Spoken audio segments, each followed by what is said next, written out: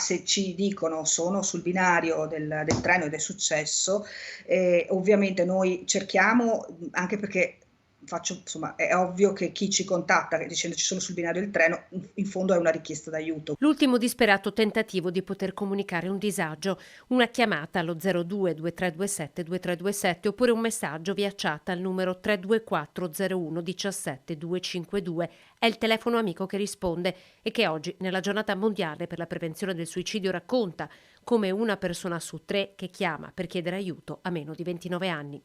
Quello che ci raccontano in questi periodi sono soprattutto legati a, problemi legati alla loro identità, alla loro identità nel mondo, che non è solo un'identità di genere, ma anche al fatto di costruirsi un'identità sociale in un momento estremamente critico e pieno di confusione come questo. Il mondo oggi è estremamente performante, i social non aiutano sicuramente perché, danno queste immagini perfette, stereotipate di ragazzi perfetti. Dall'inizio dell'anno ad oggi Telefono Amico ha risposto a 3.700 chiamate solo in Veneto. I contatti sono aumentati del 29% rispetto all'anno scorso. La maggior parte degli utenti è donna. Poi ci sono i giovanissimi che non riescono ad aprirsi in famiglia né a scuola.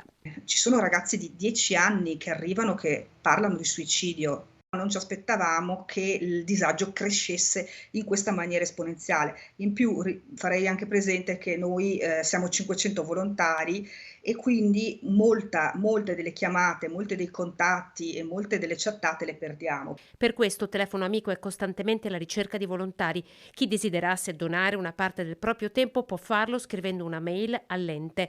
Sarà indirizzato ad uno dei corsi che sono erogati nei centri. Il percorso dura 6 mesi. Serve per avere degli strumenti in più per mettersi in ascolto.